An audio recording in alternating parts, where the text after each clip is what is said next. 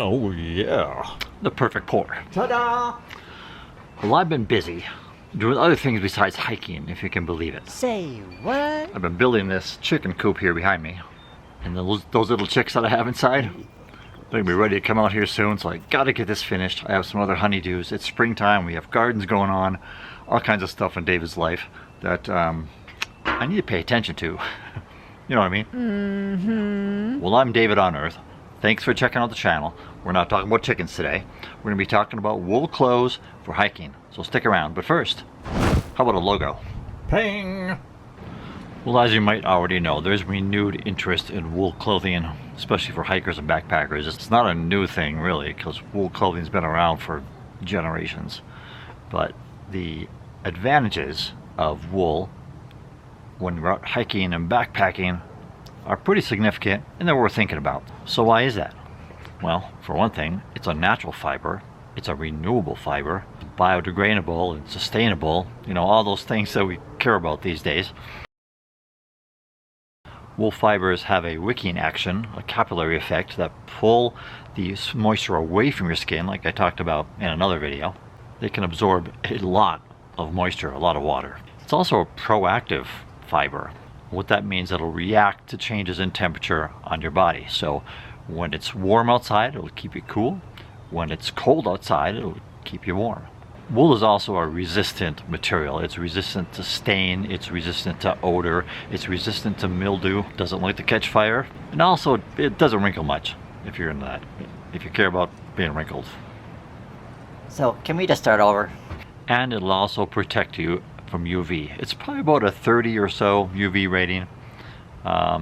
Some synthetic fibers are up to 50 or more, but wool is around 30. There's also different gradings of wool, and for different types of wool there's a little bit different scale, but it essentially goes from fine to strong. The smaller the fiber is in microns, they measure it in microns, the softer it's going to be.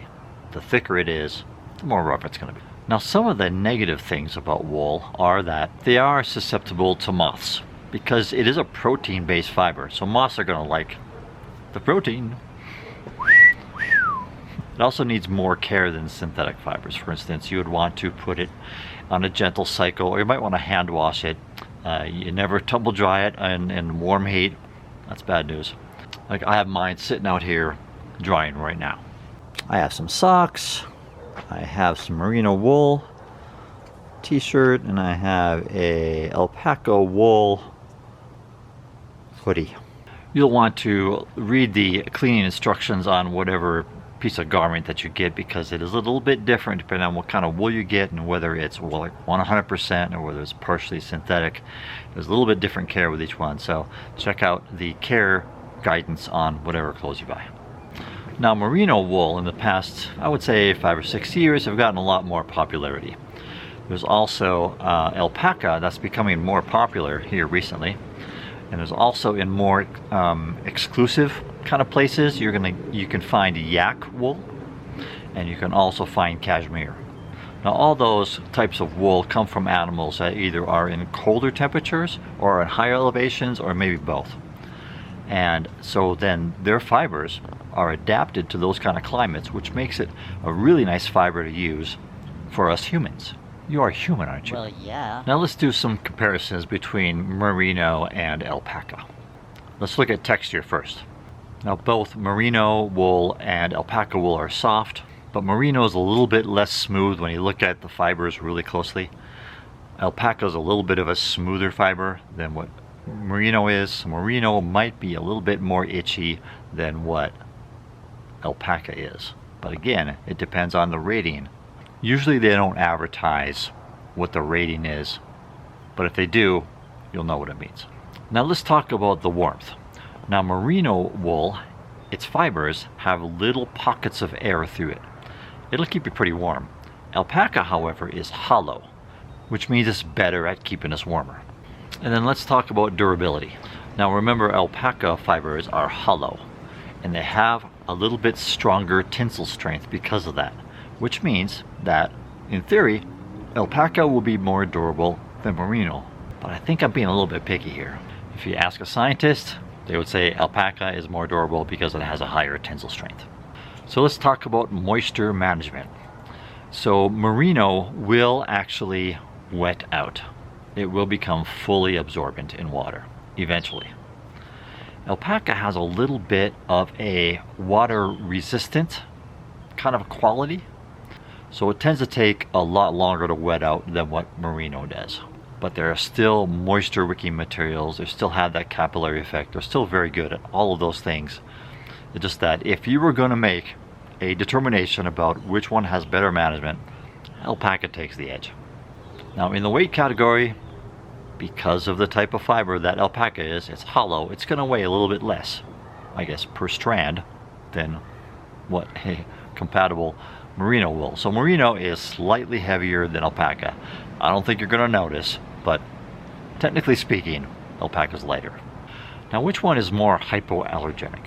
Well, they're wool, so technically they're both hypoallergenic. It's not a word I use every day.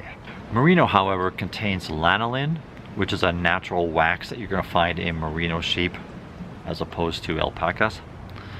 And some people have claimed that they have allergies to lanolin.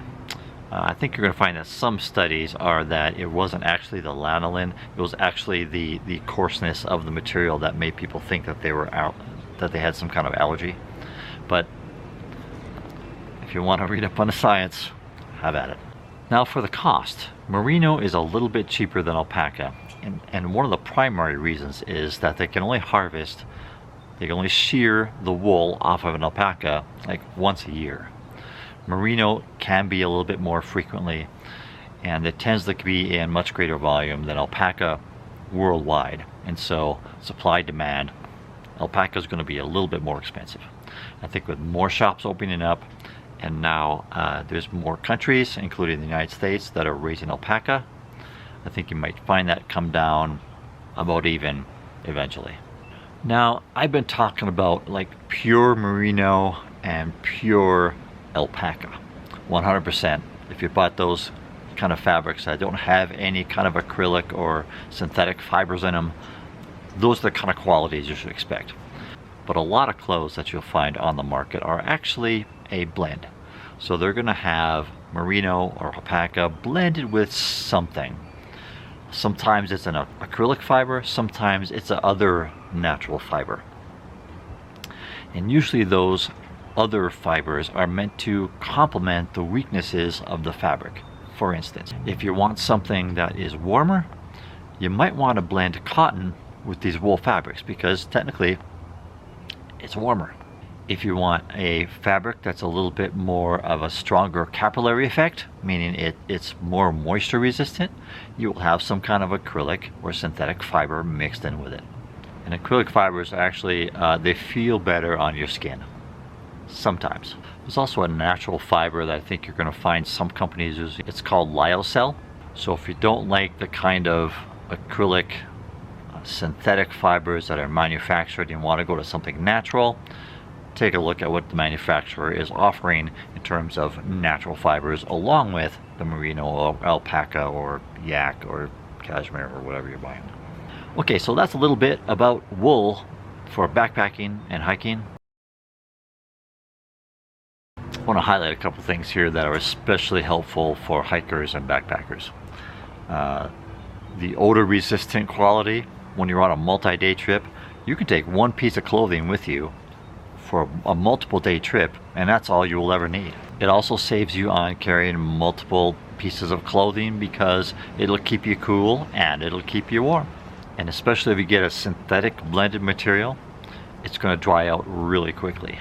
And so that's helpful too for not having to carry a lot of clothes with you. And because of its durability, it's also attractive that way. So we don't have to spend as much on a lot of clothes to do what we love to do. Okay, so that's a little bit about wool.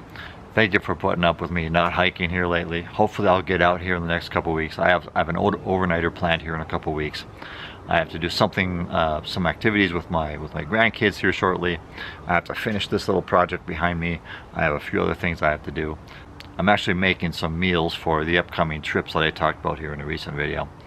So I do make my own hiking food. Maybe we'll talk about that So if you're interested in what I'm doing behind me here, or if you're interested in backpacking meals, or if you're interested in more stuff about wool clothing, if you have your own experience about wool clothing that you want to share with us, comment down below. Okay, I'll see you on the trail, or in the backyard, or